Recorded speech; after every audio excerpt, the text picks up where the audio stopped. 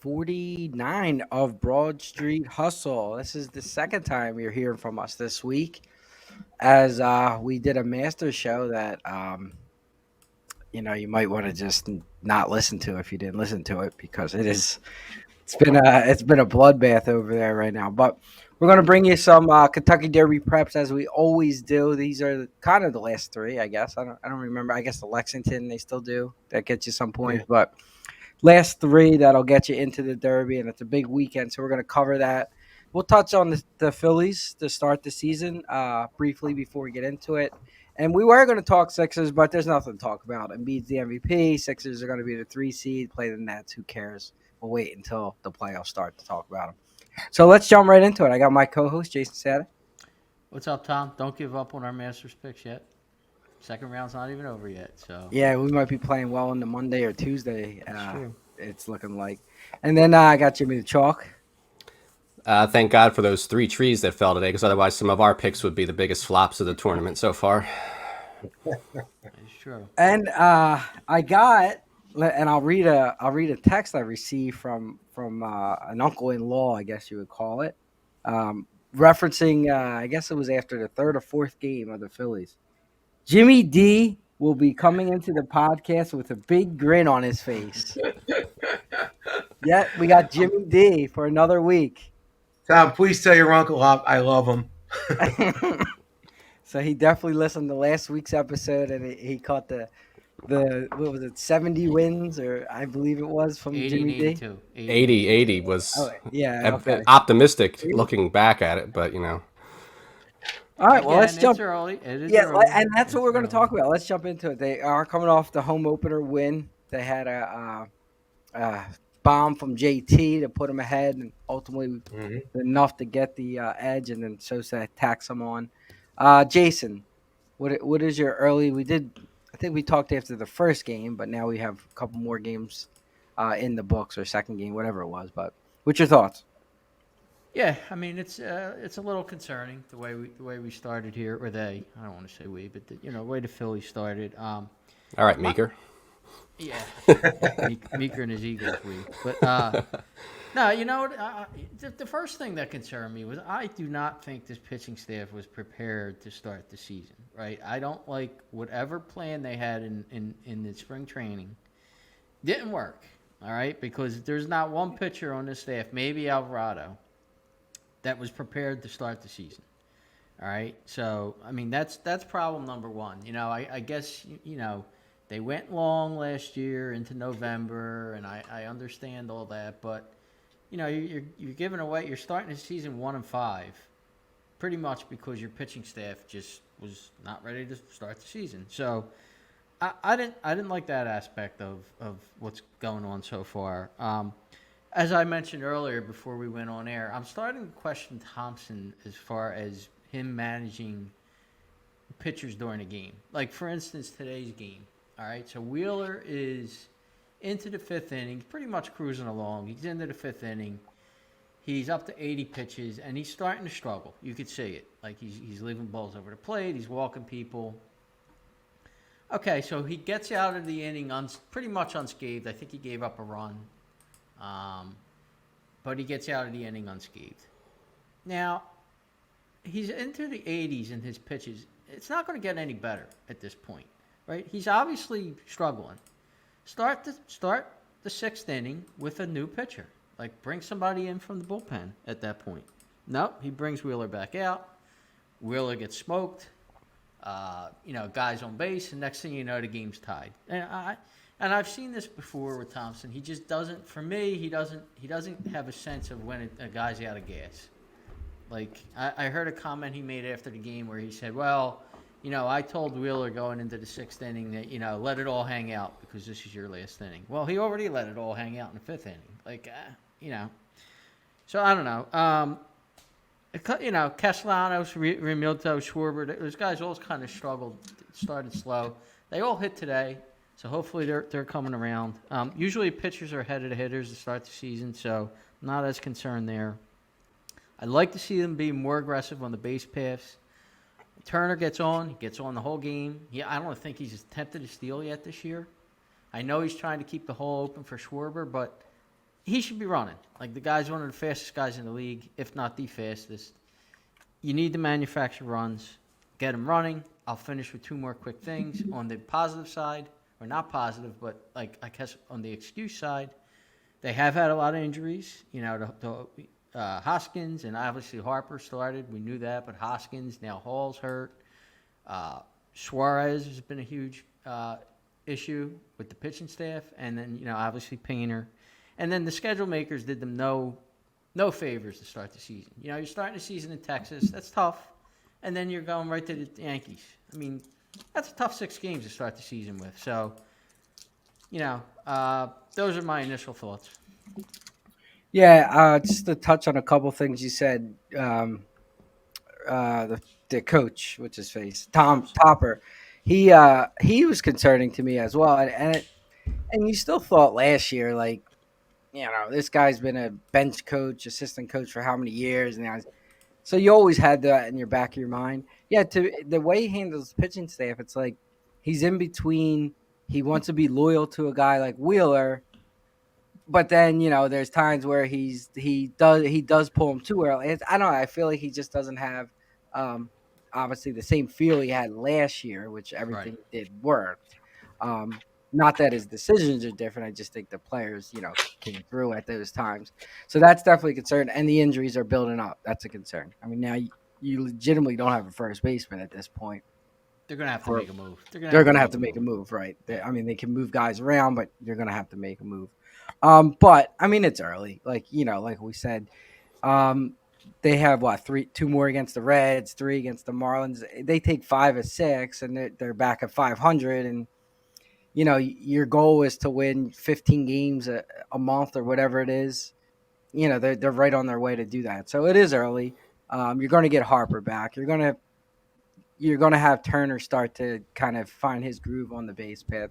Schwarber's already off to a better start than he was last year with 2 home runs. I mean, last year it took him until was it May, June until he started hitting. So some positives there. Castellanos had 2 doubles today, so that was nice to see. Obviously, he reverted back to some of his old ways in the last few games. I don't know. For me, it's just too early with all the changes with the pitch clock, with the can't throw over to first, it's just so much going on.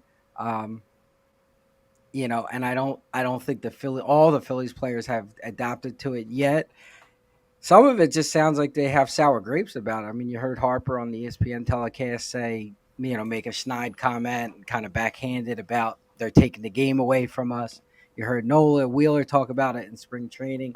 Now, I can honestly say I don't know the other teams. I don't know if, you know, the Braves players are saying similar things. Like, obviously, I don't hear like their players, but I mean, the Phillies seem to just kind of already like admit defeat on the pitch clock instead of just saying, you know, it is what it is, but this is what we're going to do. But that could change as well as time goes on. So it's early to me. No concern just yet. The injuries are probably my biggest concern because they are what they are. So we'll see what Dombrowski does there. Chalky? Yeah, I think I said last week that if they got swept by Texas, I would declare the season over. So I guess I can't go back on that. But so, you know, for me, Thompson, you know, the pitching staff is certainly questionable, but I mean, you know, your first 2 games, the pitching staff gives up a total of, you know, what was it, 24 runs, 27 runs. The Rangers scored more runs in their first 2 games than Dallas Cowboys did like their first 4 or something like this year or something they were saying.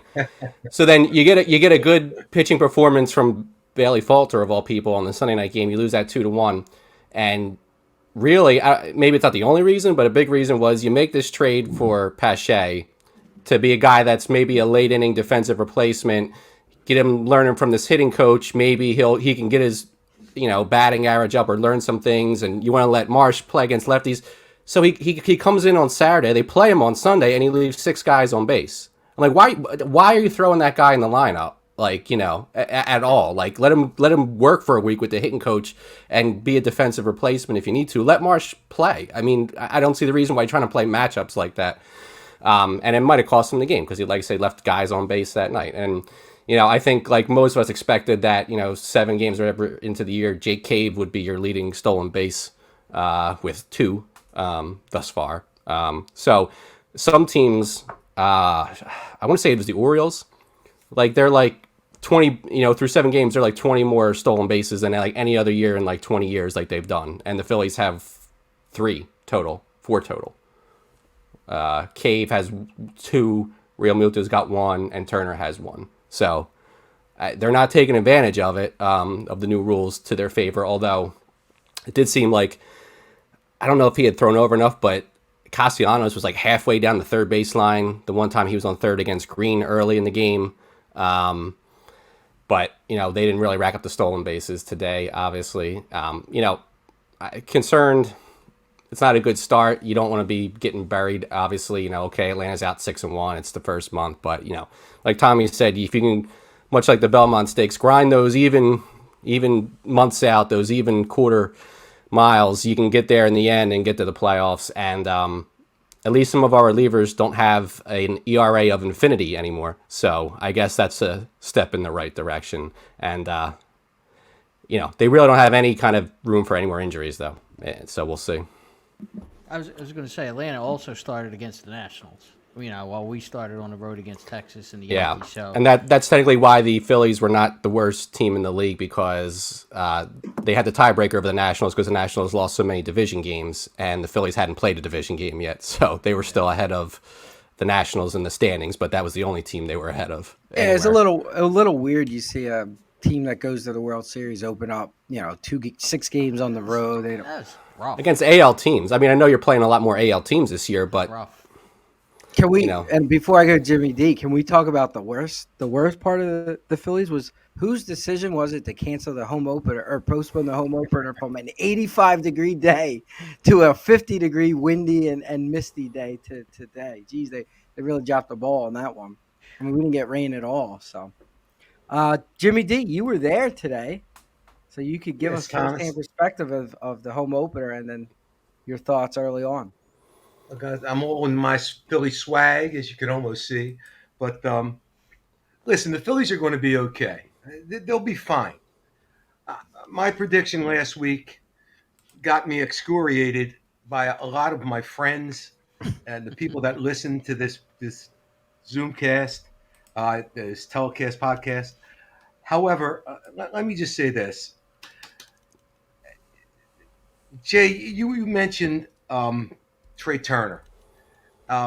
Today, Schwarber hits the double, and he gets to second base. He kind of hesitated off the plate because he wasn't sure it was going to be fair. And it drops in fair. Turner, God bless him, man. He took off. I don't know when he took off.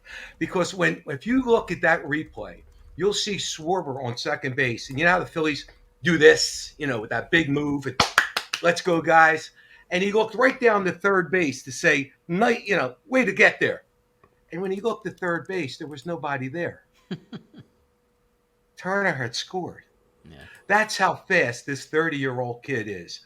And I mean, Schwarber was had a big kick out of it because you couldn't see it. You could see it if you were at the game because he was saying, oh my God, he put his hands on his head. He had his hands up in his, cheering just because of the enthusiasm somebody like Trey Turner brings to this team. That will eventually show. I know my prediction, and Thomas is the host. I will say to you, amen, I say to you, Thomas, because before the last broadcast was completed, I was denied 3 times before the cock crowed at the end of that broadcast. And my fellow colleagues denied me. I love your uncle, and tell your uncle that I'm not going to gloat. I'm just going to say the Phillies, guys, if we keep this in perspective, and I am a huge Philly fan. I said it 5 times last week. Before Girardi was fired, they were 22-29. Okay. Over the last 31 games of the 22 season, they were 14-17 over the last 31. They were 34-47 against teams over 500. What am I saying? The Phillies aren't overplaying or underplaying. They are who they are. This is the team that they are. Listen, I'm telling you, they can be 80-82 and win the world championship. You get hot at the right time, anything could happen. That's exactly what happened last year. And that's what broke my heart, because 2 games from the championship could be 200 miles from the championship. When you get there, you got to win it. When you get there, you must win it. Sort of like when you get to the fifth leg or the fourth leg of a pick four, fifth leg of a pick five. You got to win it. They did not. And, the reasons are just in the fact that they do not have that consistency. They're pitching this year a 6.98 ERA. This is before today, with all excuses. Hitting a 268. I'd give that a B. I give the pitching maybe a C. Their defense, C minus maybe. And their base running, God, if you eliminate Trey Turner from that discussion, you might get a D or an E in that particular category. I said you couldn't make up for Hoskins and Harper's home runs. I don't believe you can. And now you got a bomber like Hall who gets hurt, who could have given you 20 home runs. They put that kid Clemens in today. He really didn't. He was so out of place that on a couple of the pop-ups, he didn't know whether to call JT off or not, because I guess he felt like he was out of place. He should be in the minor leagues or something. Someday I hope he's a good ball player. He's a good kid with a good history. They're just not ready for prime time. And that's the Philadelphia Phillies. They're a 500 team throughout. I'm not so sure my prediction wasn't a little ambitious. We got a pitching staff with Dominguez at 18 as his ERA. Soto before today was 18. Kimbrel before today was 27. Come on, man. I know they started on the road, but it was Texas. It was Texas. We're not looking at the Murderers Road team. And then we went to New York. And I've got friends in New York, so I got to make them a standard bet every time we get to New York. And I got to listen to order baloney when they beat us. I mean, I know Falter lost a tough game the other night. I agree with Jimmy the Chalk. For the most part, they didn't look like they were ready to come out of the gate. And I blame the management on that. Whether it's the pitching, they get to the fourth or fifth inning, it's like they hit a wall. I don't know who the conditioning coach of that team is. The Phillies had a wonderful affair today. Their home opener was done with class, pizzazz, dignity. They honored fallen heroes. They honored the military. They did everything right. They had the leapfrogs come in and dance with the fanatic. I mean, that team is a class organization. Say what you want. I'll get on Castellanos that he can't friggin' hit. But you know what? The guy goes to families. He's picking up kids and taking them to games. The guy's a good guy. This team is a good team. They're easy to root for. I just think they're mediocre. All yours, Tom. Yeah, for me too. The part that scares me a little bit is their pitching. Guys like I almost said Hamels. Nola coming off the most innings he's ever thrown. We saw what happened to Hamels in 09 after the 08 season. Guy like Wheeler, who's been for 3 years, been spectacular, but been pitching a lot of innings. Where you see in baseball, like sometimes these guys have a year where they're not bad, but not like where they were. And if you get these guys that all kind of that happens to at the same season, I mean, you got Suarez, who hasn't even pitched in it yet. That you could struggle. Their pitching staff could struggle. And the other problem is, I mean, it's the fifth, sixth game of the season, and we already got guys where I got to Google who the hell they are. Clemens and Pache and Harrison. Right. I mean, it's the fifth, sixth game. We shouldn't have to do that yet. I had no idea Roger Clemens' kid was in the system till he was on the broadcast today. I was like, Clemens, and I'm like, Clemens' kid? Nah, really? Whenever they drafted him or picked him up, I wasn't paying attention. So I was like, why is Roger Clemens on here? I'm like, oh, that's his son playing first base. Okay. Jim, you see what the Flintstone vitamins will do for you? Yeah. Well, hopefully they come with something better than what his dad was taking that he can not get. Well, he never got popped for anything, right? They just, I think he got buried by Congress by Andy Pettit, I think, but after the fact. More implication, right? And he denied that ever doing it. He's not in the Hall of Fame. All that stuff. Don't know the story, but All right. Well, I don't think anything else? the kid's not going to have to worry about that Hall of Fame stuff. No, Probably no, not. he's No, I would be okay if him taking a shot and just taking steroids. If he gets caught, he gets caught. he's not. I'm okay with that. Let's face it, he's not going to be the first baseman for long. They're going No. to make a move. And one guy I would like for them to go after, and I don't know if he's available, is the guy on the Reds that didn't play today, Joey Votto. I think he would be a real good stopgap at first base because the Reds are not going to be good. So at some point, you would think he might be available. Jace, I Yeah. think he's in Nashville right now. I think he's doing the rehab He's assignment rehabbing. down Yeah. there. He's rehabbing. Yeah, Yeah. and I think he's got about a month. I think. Yeah. My guess is like, I mean, this could be his last year. I think you're saying because he's not 40, he's close to I it. think he's 40. So it's going to be his call. Like if he tells the team like I don't want to get traded, then it's not going to happen. If he wants to take a shot, then maybe he could be available. But that's going to be his call, I think, before they even think about it. Yeah, was he ever on a winning team? No, he's never won. I mean, the Reds made a couple postseasons, but they never won a series. I don't think so. So maybe he wants to be part of something. Yeah. All right. Well, if anybody else has anything to add, we shall move on to the horses. All right. Let's do it. I will. Are we starting with Keeneland? I guess we'll.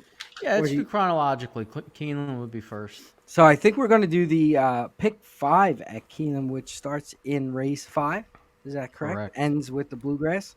So I will kick it off to Jimmy the Chalk. I do have to grab a drink because I'm struggling a little bit here. So I'm going to give it to Jimmy the Chalk. If I'm not back, you guys just pass it to the next person. But we are looking at the Commonwealth Grade 3 event, 7 furlongs, looking to kick off at 2:50 Eastern Standard Time. So a little earlier than our races have been. So that's nice to see. Yep. Chalky, take us away.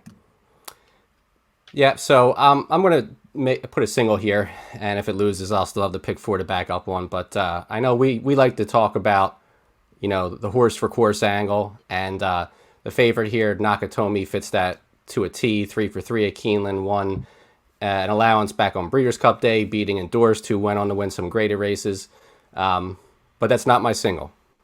My single here, as I expect him to be a favorite, is going to be the 7 Run Classic for Calhoun and Gutierrez. Had some impressive one-turn races last year coming off of a layoff, including a 7 furlong win at Keeneland. Went to some 2-turn races and probably took a step up in class against some of those horses that was just, too deep of water for him. So he's cutting back. I'm going to take a shot on him. He'll probably be second choice on the money line. He probably will be second choice. But if Nakatomi or somebody else wins, I'll still have the pick 4 to go with. But I'm going to single the 7 Run Classic in the first leg. All right, Jimmy D, give you a shot here second. I'm not going to do much more than that because Run Classic was my horse. So I'm not going to steal the Chalk's thunder. I like that horse. I would have singled that horse right off the jump. I have 2 singles. He's one of them. You're up, Jace. Do you want? Jason? Yeah, I mean, my write up is, I usually in 7 furlong races for older horses, you might have a few 7 furlong specialists in the race, and I didn't see anyone that you could kind of say are 7 furlong specialists here. Like Chalky and Jimmy mentioned, there are a few horses that are 3 for 3 at Keeneland, the 2 Nakatomi. Also, the 4 Heart Rhythm is 3 for 3. There isn't a ton of speed in the race, so I kind of agree with you guys. I am going to go with the 7 Run Classic as my top pick. However, I'm not singling him.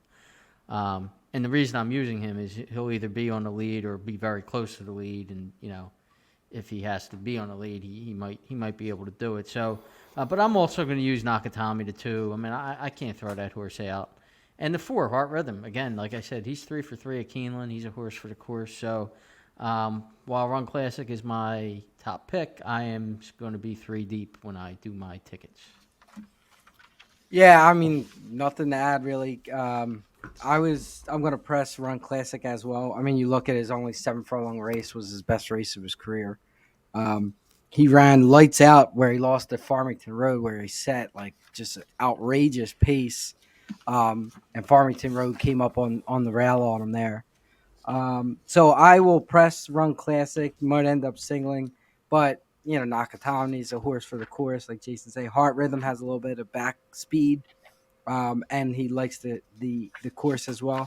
And even Pro Occident, he was a horse. If I recall back at Churchill when he broke his maiden was like 8-9 to 1 um, morning line, and he got bet down to 3 to 1. And Keneally's not a trainer who really wins many first out. And he had a lot of promise. He went off as the favorite in his next race, and he just never really repeated. Well, he's on a two winning streak now. Um, Lannery obviously found the rhythm with him. He's improving, and maybe he could step up against a field that's not lights out here. And like Jason said, there is no 7 furlong specialist. A couple horses that like the course, but no specialist. Um, so he's one I would be semi interesting at a price, but I mean it's run classic for me as well. If gun to the head had to pick one horse. All right, so pretty chalky there. Pretty much everybody's on the same page. Let's move on. We'll go around the horn. We'll go to Jason for this one. We're on the turf. It's a mile. The Appalachian, which is a grade 2 for the female horses. Jason, where you at? Yeah, so like you said, a mile on the turf for 3-year-old fillies. Who knows? 3-year-old fillies on the turf. I do see some pace in the race. I think the 8 and 9 both want to get to the lead. So my top pick will be the 3, Cairo Consort. I think she should like the pace in the race. I'm also going to give the 2 a shot. Papillo, the Irish horse. She ran in a Group 1. And she ran on soft, so she didn't run well. So she might be one of those European horses that they think will like the firm turfs here more than the soft turfs in Europe. So I'm going to give her a shot. My official picks are the 3 and the 2. When I do my tickets, because it's a 3-year-old filly race on the turf, I will probably go all. All right, and I'll go next here. So I had a few horses. I do have one horse that I liked, and I was going to press. So on Jason's the 2, the Papilio horse, who I hate Cassie. I really do. I just hate Mark Cassie. The guy gets more. You look at the priced horses that he gets more than anybody, and he does so little with so many of them. I'm going to pay for him to root against him. And if he wins, I lost money. That was the cost of admission. So I'm not going to use him. But I do think he's a decent horse. Cairo Concert, of course, you have to use Irad and Pletcher. But I'll talk about the one I was going to press. It's Be Your Best. I actually like her coming off the layoff. I love the fact that you're getting Saez. The horse is tactical. It's a little weird. Like Saez was on the Cassie horse, ran well on the Cassie horse, and jumps off now to go to personal best. He goes to the Paz horse, who Horatio De Paz is one of those trainers that's kind of shady, if you ask me. I know they have some connections in New York, but he does get Saez.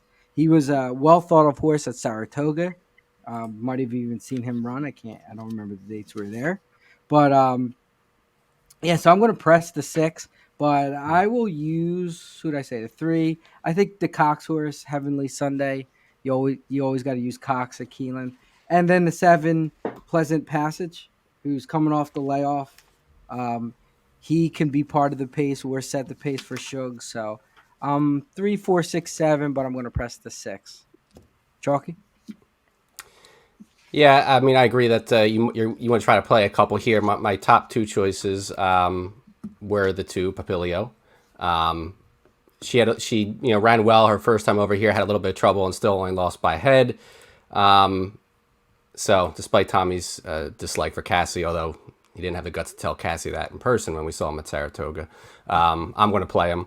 And the other top pick was the Shug horse, the 7, Pleasant Passage. But I was also going to mix the 3 in the 6 in there as well. I wasn't big on Cairo Consort, but I didn't want to get caught losing in this leg to Irad and Pletcher because I don't have some favorites later in the pick 5. So mix those 2 in as well. But you could go deeper than that with a 3-year-old filly race this early in the season on the turf for sure. But I'll stick to 4.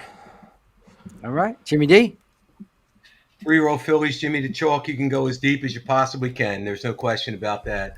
They're unpredictable, they're unruly, and they're frustrating. I like Pleasantly Passage. It's Shug's horse. Shug touted this horse last year as a 2-year-old. He said that this horse is, he loves the fact that it's a more than ready. More than ready doesn't have any more horses coming out of there, so obviously that the legacy has already been made. Uh, they, it's funny in this situation. Irad jumps off that horse and goes to Cairo Consort, but that's Rapoli. So I think he's thinking of future business. I think Shug gets the better deal having Capaglione run this horse. Horse is working lights out. At this distance, he's run a second at Keeneland. So that's at the home court and the distance. I think the horse can dominate this field if he gets loose. I think he can absolutely control the pace if he can run his own fractions, and I think he can stay there. I'm going to give you one horse, and that's it. The 7, Pleasant Passage. All right. Sounds good. So, a couple different opinions there. Some of the similar ones, but definitely recommend a spread. All right, let's move on to race 7. Hopefully, this will be a quick one. I can let Jimmy D kick us off because he hasn't. Yeah, This is the there's no Madison question. Grade One. I don't even have the sheet in front of me. That good olive. That's the champion. I dropped the sheet. I'm not even going to pick it up. A champion's a champion's a champion. That horse could probably fall down at the 8th pole, get up, and win the race. That's it. I'll stop right there. If there Chalky. ever was a single, that's it. Chalky. I have a single here as well, the 3 Society for Giroux and Asmussen. Cutting back. Is that real? Are you being serious or is that? I'm going to put Midnight Olive on my ticket, but that's my top pick, yes. You're going to put Midnight Olive? Who's that? Whatever. Good night, Olive. Get that Jason? olive oil from Popeye. Yeah, I mean, for me, it's Good Night Olive as a single. But what I will say is I am going to try to beat Society and Yaguri for second. I'm going to put Mary Quite Contrary to 5 underneath Good Night Olive in an exacta. Yeah, I mean, I'm Good Night Olive. It didn't take long on this race. I actually like your Gary for second over Society. The last race your Gary run showed that she can sit off the pace. It wasn't Pretty Birdie is a super fast horse, and your Gary just kind of sat right off, let her go, and looked like she could have went with, but decided to sit off and easily pass. So I do like her for second, but I'll be shocked if Goodnight Olive were to lose this race. All right, that's the same for everybody. All right, here's another fun one. It usually is pretty tough if I recall every year. It's 5.5 on the turf, the Shakertown. It's a grade 2. Like I said, it's usually a very tough race. Jason, we will kick it off with you. Yeah, so the 8 Caravel, likes the course, loves the distance, can sit off the 3 Artemis City Limits or go to the lead if need be. So I'm using her. I also am going to use the 3 Artemis City Limits. Getting Irad, who me with Irad on turf, but both horses should be close to the pace. And what I've found lately is a lot of times, and I know this happened in the Breeders' Cup. Sometimes one of these horses doesn't get out of the gate, and the next thing you know, the other horse just goes to the lead and doesn't get caught. So, because Caravel is tactical and can do both, I'm going to use both. I'm going to use the 3 and the 8, and that's it. I'm not going any deeper than that in that race. All right, and I'll go second. Yeah, I'm the same. I think Caravel's going to be tough here, but it definitely is not a stone cold lock. Where I think the 3, for the same reasons Jason said, could get off the lead. It's Irad, it's Maker. We've seen it many a times, and just doesn't get past. I saw it today with Irad was on a Ward horse. He was the second choice to another Ward horse, Coffee Maker, who ran the Breeze Cup, won a Breeze Cup, was like I don't know, whatever. And he went to the lead and didn't turn back, and he won the race. So I will use the 3 and the 8. I also think you might get a little value on the 3 because I do think the 5 is going to get bet off that big number, and I just if you want a horse that doesn't really have class and trained by the Catman against some of these big boys, be my guest, but not for me. Chalky? My top pick is the 5. No, I do have the 5 though. But what Jason described about the horse not getting out. Well, that was the story of the Breeders' Cup at this track at this distance last year, because Golden Pal did not get out, and I think was held. It looked like by the starter, but they declared him a starter. Caravel gets out and wins at a hefty 43-1, blowing up many tickets and everyone that I think we all had. That's not going to happen this year. So my choices are the 3 again, like you guys said, Maker, Ortiz. Not going to leave off. I'm going to throw the 5 in there. Huge step up in class, but has some decent turf races. Again, trying to get something to beat the favorite here. And my other pick here is going to be the 12, Arrest Me Red, who has had plenty of hang jobs in the past, but Ward and Rosario is a deadly combination. Careful. So I'm going to go. This is Rosario's first time on this mount, and they win at a 30% plus clip at Keeneland, 37% overall. I'll take that shot to beat Caravel. So 3-5-12. So we're throwing Caravel out for Chalky. Interesting. I'm not using it. Nope. Interesting. No Jimmy D. I hate to sound boring. I'd like to be different, but I like the 3. I like that Artemis City Limits. And I don't want to repeat myself because you guys have said everything that I'd like to say. So I won't do that. I will not perseverate on this particular podcast and say simply that I'd use Caravel, but he was a 42-1 shot when he won. I think he's a 42-1 shot type of horse. He caught a big day. That was nice. He's going to be the favorite in this race. I don't want any parts of him. Give me the 3, and I could throw in other horses. It's not worth it. Give me the 3. I just gotta. I mean, I'm all about throwing out favorites and all, but I mean, you guys are only looking at Caravel's last race as a 43. He has 2 grade 3s, 2 grade 3, 4 grade 3 grade 3 wins. He's 8 for 12 on the distance, 2 for 2 at Keeneland. I mean, he's a good horse outside of being a 43-1 at the Breeders' Cup, right? And he's trained by Brad Cox, who has, improved them since getting them back a year ago. She's a very good horse. She's won a lot of good races. Okay, I bet her a lot. Now let's be a dick. I bet her a lot. Come on. Unless she gets a lucky setup again, she's not beating the boys this what time. Lucky setup? She's won off the lead. She's won on the lead. I don't. If Golden Pal breaks on top, she doesn't win that Breeders' Cup race. Right, but Golden Pal's not in this race. Do you see Golden Pal? She's not breaking on top. She's not winning the race. Say Golden Pal. Maybe yours do. Mine's don't. All I know is she's not winning the race. I just had to play devil's advocate on that. That's all. All right, let's move on. It's the Bluegrass, the big one. I will start since I didn't start yet. So there was a horse that I liked against Tapit Trice, and I actually played in an exacta, and I wanted to play this horse again, but my PP say Mark Cassidy, so I threw the horse out. That would be for classic car wash. I'm actually spread pretty deep here. I honestly have no idea. Tapit Trice is the best horse, but what do we know why this horse is running here? Doesn't he already have enough points to run in the Derby? I don't think so. Off the isn't the Tampa Bay winner? Chalky, I'm gonna pull the list up now. I know just I can pull it up. I have a little more insight when it comes to me, but Pletcher made a few comments that could explain it a little bit, but he would get in today, but depending on how these next couple of races come out, he could get bumped down. Yeah, but I'm gonna get the standings while we talk. 50 points. Right now, the estimate to get in is 34, Jim. So, okay, so he's probably safe. Yeah, so I thought it was a little weird. Something else could happen. I understand. But probably the best horse numbers wise, whatever you want to look at. I mean, now this is a horse I'd be okay throwing out if you want to use.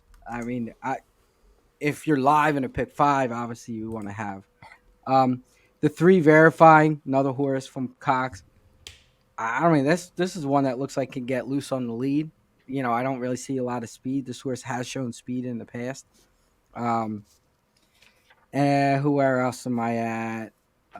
I got Hayes Strike. So I've seen Kenny McPig have a lot of these bombs. He had a bomb in the big race today, the Ashland, right? He had a 20-1 horse win the Ashland today at Keeneland.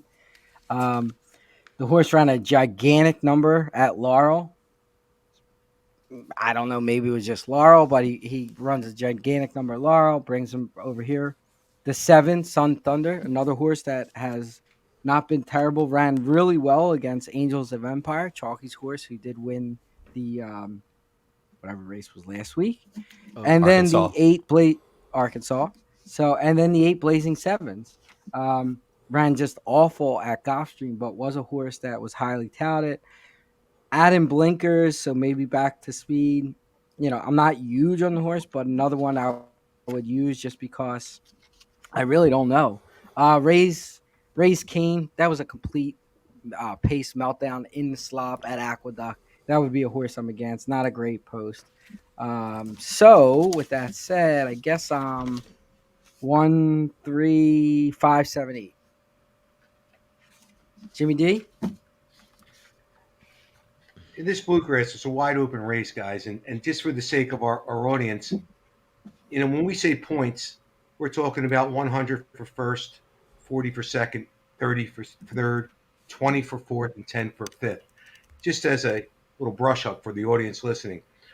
The bluegrass is an old race, man. It's been run since 1911. 19 horses ran here that won the Kentucky Derby. 10 of them won both the bluegrass and the Kentucky Derby. Both the bluegrass and the Santa Anita, which we'll cover, have gone from dirt to synthetic back to dirt. That's an interesting move that these tracks have made. Last year's winner, if we remember, was Zandon with it was a Chad Brown horse with Flavian Pratt, which if I can go down with some of those winners, Essential Quality, Art Collector, if I go down to 2018, it was Good Magic. And I only say that because he's the sire of the horse that I like. I like Blazing Sevens, the 8 horse. It's Chad Brown. Irad is on him, and that's always the golden touch. But he left Florida to run in Kentucky. And to me, that's significant that he wants and needs the points to enter into this the Kentucky Derby. I think he can stay. I think you're right, Tommy. You named him. The blinkers on's going to give him speed. I agree with that 100%. And I think that speed should keep him there.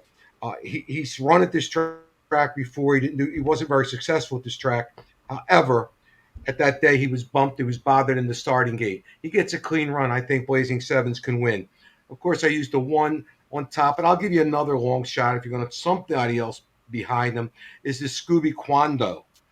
This horse has been set for Polytrack, but it's this Ben Colebrook. I've mentioned him before. Shaky good, man. He's shaky good. He ships the win, and let me tell you something. Some of the formulator stats have him on top. I like him as part of the exotic, but on top I put the 8 Blazing Sevens. Yeah, and he's also the trainer of the 10 Rays Kane, so he's got two in this race. Yes. Chalky. So going back to the 1, Tapper tries the favorite. So having read the DRF article earlier this week, and number 1, Tampa Bay Derby would put him almost 2 months out, layoff before Kentucky Derby. So Pletcher didn't want to go quite that long. And if you look at the run lines, his maiden win broke slowly, had to come from behind. Next race out did well, broke way back in Tampa. So he wants to get another race in to sort of get the colt hopefully in a rhythm, that way he's not breaking slow again in the Derby. So you get another race into him. And then there was also the comment here that I have. He wanted to run him again, and he wanted to run in this race because the colt's co-owners live near Keeneland. racing for the partnership of Anthony Beck, whose Gainesway stable bred him, and Whisper Farm, Mandy Pope. He'll carry the Whisper Hill Fuchsia and Yellow Silks on Sunday. So he won another race, and he picked this because it's close to where the owners live. I think the one hole might compromise him a little bit, especially if it doesn't break on top. So I'm not playing him. I also looked at Verifying, but I think, Tommy, you said it on either one of his earlier races or a different horse. The Justifies just aren't winning going over a mile. So I took him off. I went with one horse. It's a horse I used before, and that's the 7, Sun Thunder. And it's McPeak coming back in 2 weeks, which he does, but not with a ton of success, especially in stakes races. He's 2 for 20. One of those was Classic Causeway last year, which is a bomb in the Belmont Derby, if you guys remember that. But the fact that, McPeak's got 3 in here, and I think this horse is 18 or 19 on the points list, so he's at risk of missing the cut. So McPeak, I think, thinks he can at least hit the board here, and he wants to get him in the Derby because they think he's got some talent.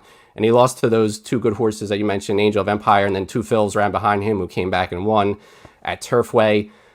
I mean, you could go in all or pretty deep here. I'm going to single here on the price, and I'm just going to go with Sun Thunder. All right. That's ballsy single. I like it. Jason? Yeah, I watched the replay of the Tampa Bay Derby, and man, it took a while for the one Tapper Choice to get going. I mean, he just seems like a grinding horse, right? He eventually got there, but, I mean, for me, I hope he gets in the Derby because I think he's a really good board horse for the Derby.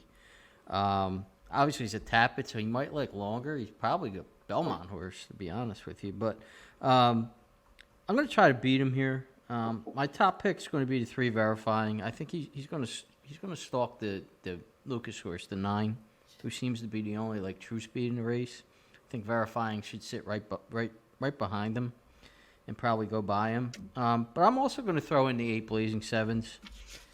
Give him another shot. He got beat up pretty badly in that last race. He got bounced around, and he was coming off a 5-month layoff also. So I'm just going to go too deep here, 3 and 8, and try to beat Tapper Choice. Yeah, definitely a wide open race. And if you're live in the pick 5, you're definitely going to have coverage there. Yeah, I mean, there's not much more I can say about it.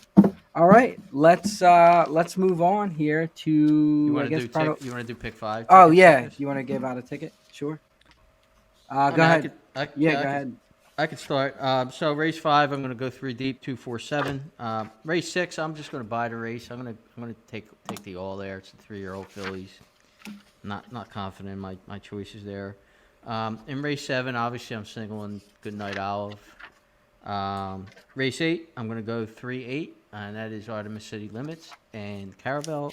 And race 9, I'm going 2 deep, the 3, who is Verifying, and the 8 Blazing Sevens. So for 50 cents, that is $54. All right. Anybody else have a ticket?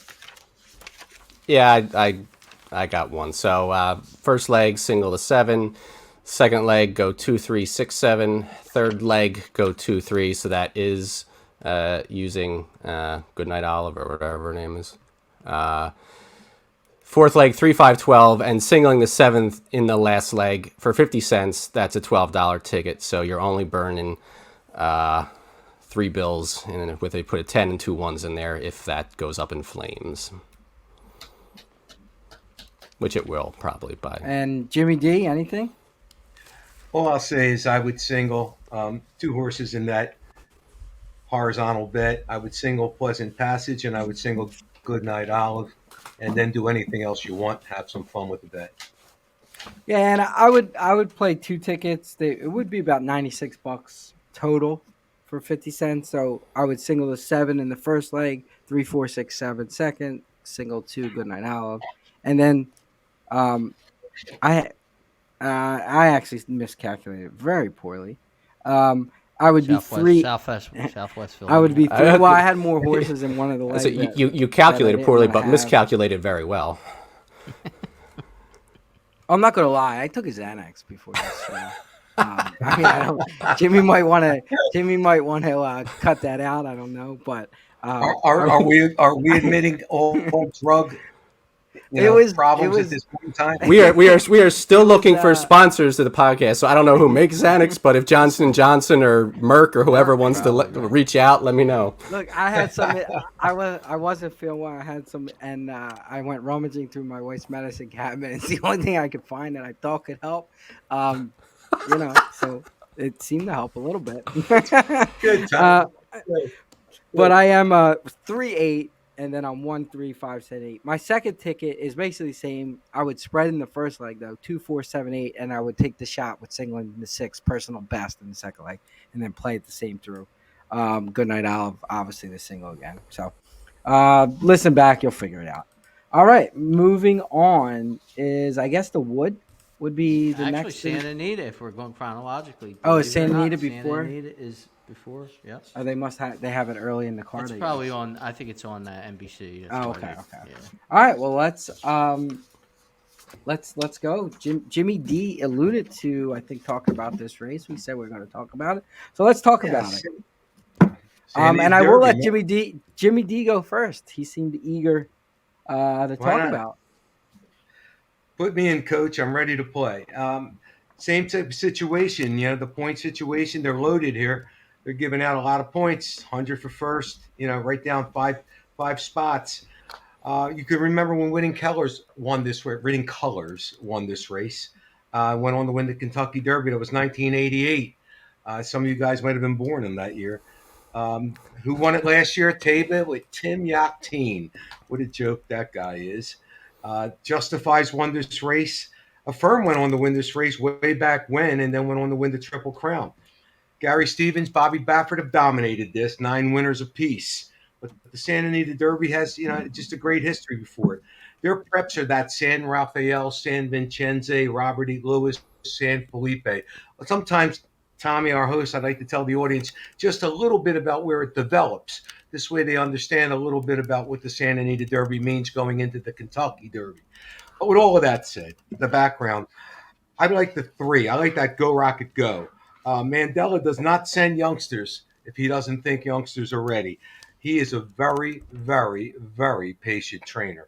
And he's willing to miss this Kentucky Derby and the entire Triple Crown Trail if his horse isn't ready. And he's proved that in the Breeders' Cups that he's won. But Go Rocket Road seems to be ready.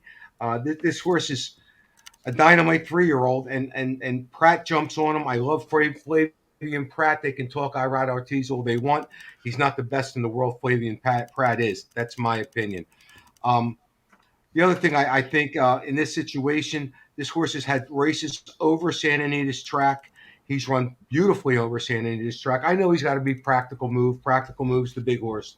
But there's no reason why he can't beat this horse. It's a third start. A third start from Mandela has always been a charm. His horses who start a third time run exceptional. And that's why he's got this horse in this particular spot in the Santa Anita Derby. I think he thinks this horse can win the Derby. And if he thinks that, I think it also. I like the 3. Practical Move is a good horse. You can't eliminate him from the money. So I would throw him in there if you're playing exotics. And the other horse, if I throw a National Treasure in, it's everybody else's other horse. That's why I don't like to go that deep, because it's not that impressive. Go Rocket Go will win the race. All right, and I'll just jump in because I'm on the same horse as Jimmy D on this one. Go Rocket Go. Similar reasons. Mandela's a trainer I never can catch for some reason. I'm always with when he loses, against when he wins, but I am going with Mandela's horse here. He ran a better race second time out, which was his first route race. He didn't win, but he definitely ran better. Speed figures improved. It was his first race without Lasix, and you did see an improvement. So this race is without Lasix, another important angle. So he can run without the Lasix. He gets Pratt. He should sit the perfect trip. So I'm Go Rocket Ride against National Treasure, the other, I guess, Yakatine, whatever you want to call it, since Practical Move is actually his horse. But I'm against National Treasure. And then Skinner, I definitely can see hitting the board. And he looks like a third horse to me, possibly second, more so third. But I am on the 3 as well. Go Rocket Ride. Jason? Yeah, for me, I actually see decent pace in this race. I think Go Rocket Ride is going to want to try to get out there and go to the lead. But the 4-1 in Vermilion, I think, wants to get the lead.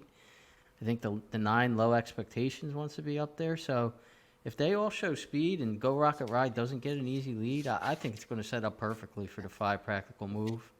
I'm gonna be single in the 5, but I'm gonna try to get Skinner to 7, second in Exacta, because if those 3 horses all go at each other, I think Skinner should be coming late. So 5 over 7. The only thing with that is the 2 horses you mentioned are, I mean, They're not great pigs. horses, but they might just be cheap speed.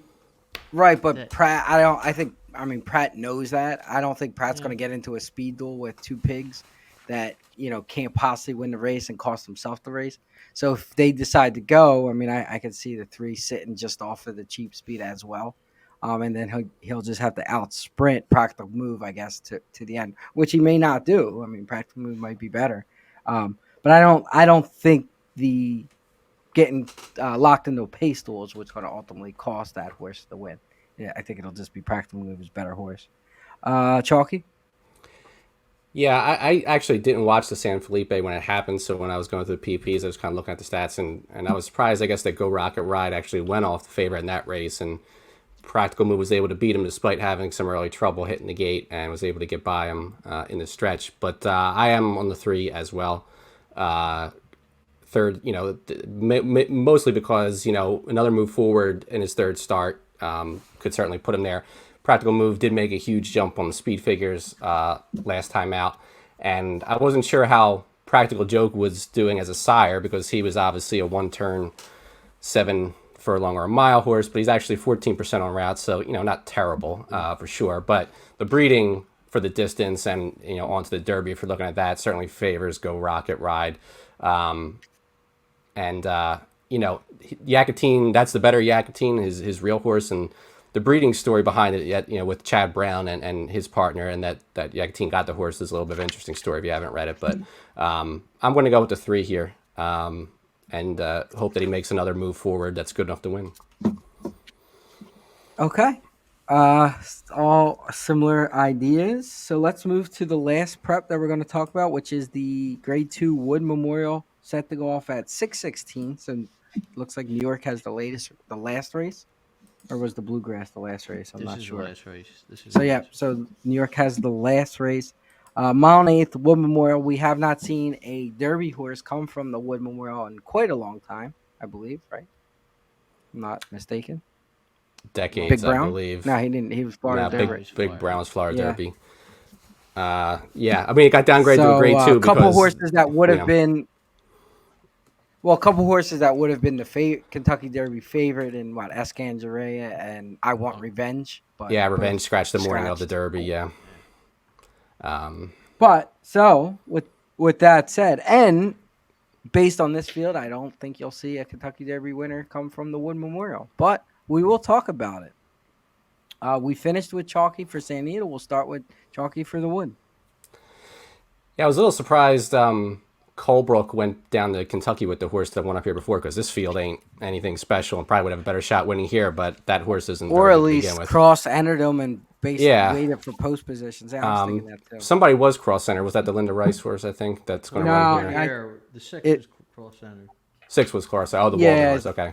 And I think he is He's going scratching out of this one. Right. Scratching out. Well, I didn't like him anyway.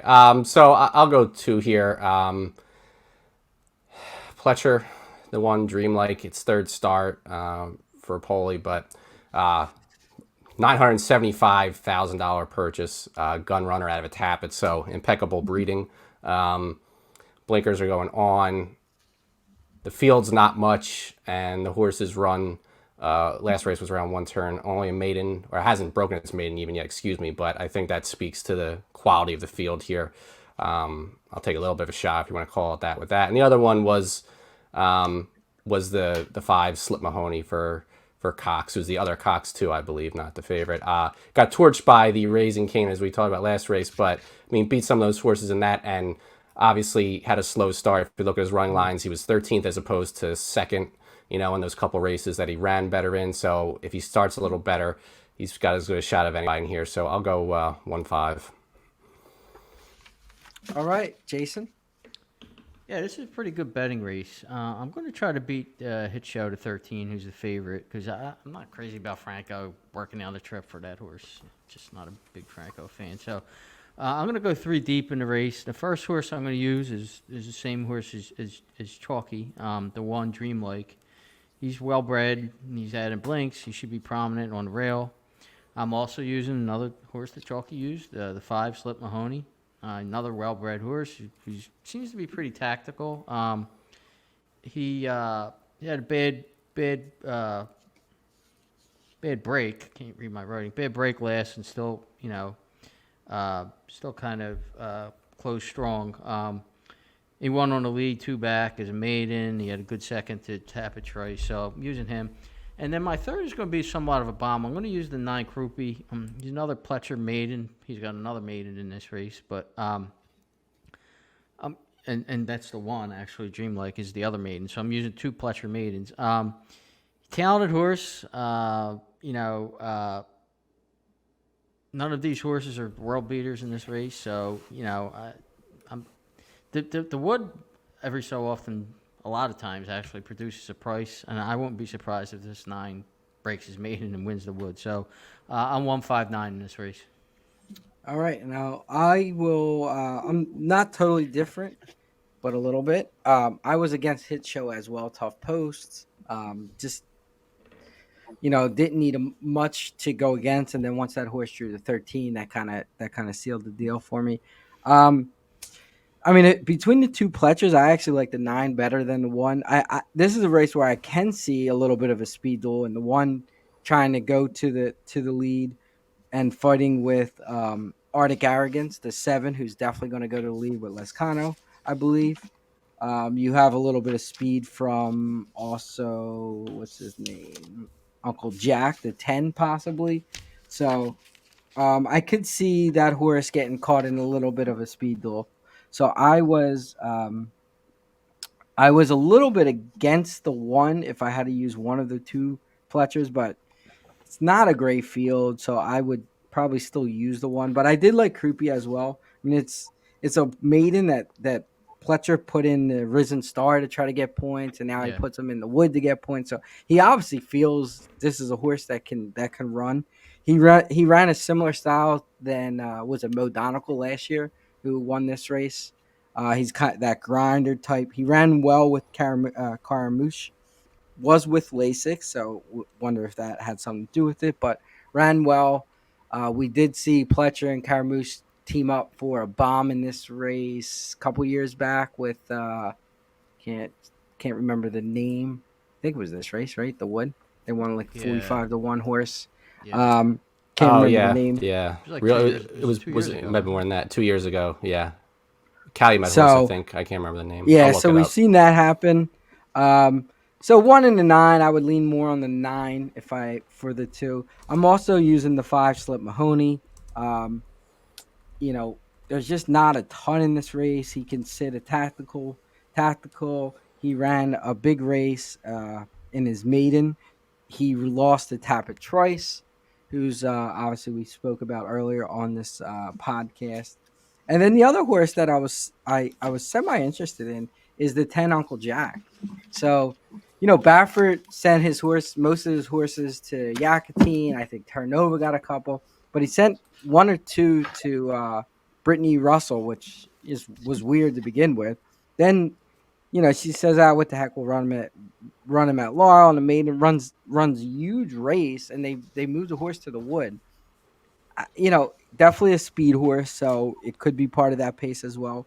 Was 3 to 1 in a race where, however, what do we call it? Go Rocket Ride ran in that we spoke about at Santa Anita. So maybe the horse has some talent. Not a big Brittany Russell fan, not a big Toledo fan when you're talking about these big races, but I don't know. I just don't think this field is anything to write home about, and it's a horse that could improve. So I was 1, 5, 9, 10.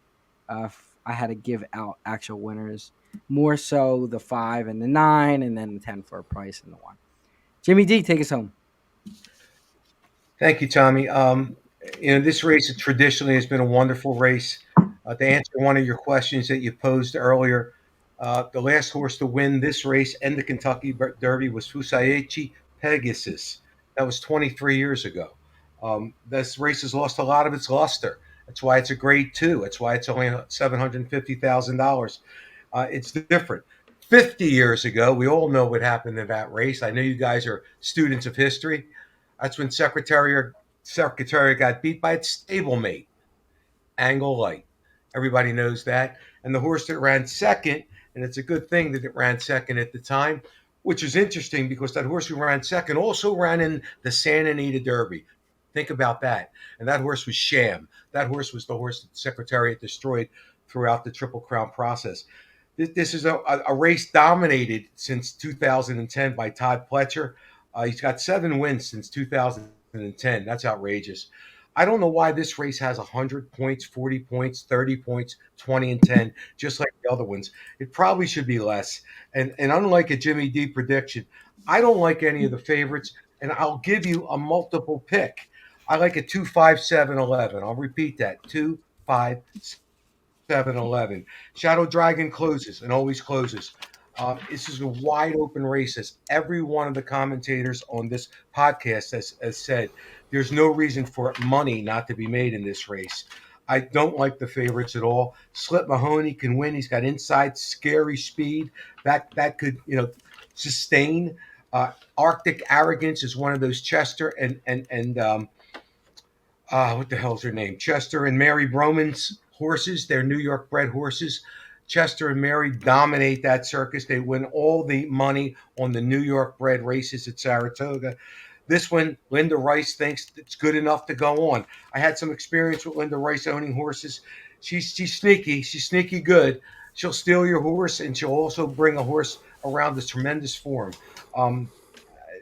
The only problem is she'll know who's going to be entered in the Derby. She won't need inside information for that. Yeah, it's true. And Jim, she'll claim your horse before it and have it in her name. She's like sort of like Yogi Bear. She sleeps to noon, but before it's dark, she's got usually every picnic basket that's in Jellystone Park. That's usually her scheme. But nonetheless, guys, and I know I'll get excoriated from Jimmy the Chalk, but I like all 4 dogs in the race. I like 2, 5, 7, and 11. And since I'm talking about that being denied by Jimmy the Chalk, maybe I'm trying to get a holy sponsor, Tom. I don't know, since it's the Tridem. But, I'm getting a little tired here. Last night, there was a problem at our church. There was a sleepwalking nun. And all night long, I was chasing a Roman Catholic. It's unbelievable. Guys, it's always a pleasure. Jimmy D. So one thing to point out, that 7 Arctic Arrogance loves second, so it's something to think about if you're playing the exotics. Yes. And I'll leave with one of Jimmy D's horses. Eric Cancel couldn't win this race if he had a Ferrari. So, use the two if at your own peril. Beware the dragon. Bourbonic was the horse you were trying to think of, by the way. Bourbonic. Yeah. He picked it up the rest of his career, Pig. of course. Yeah. No, I actually liked it too, but Eric Hensel, I just can't do it. All right, that ends it. So we don't have picks, or we don't have tickets for the other 2 races that we gave out, but we gave out some picks. Hopefully it was a fun show. Two shows in a week is definitely a lot of work, I will say. So please listen. Don't get used to it. Follow us on Twitter on Broad Street Hustle. We may give out a pick this week now that horses are back. We shall see. We will be back next week with, I guess, Sixers playoff talk would be what we revolve around. And then we'll start talking Derby in 4 weeks, I guess. 4 weeks will be the Derby show. So keep joining. Watch us on YouTube.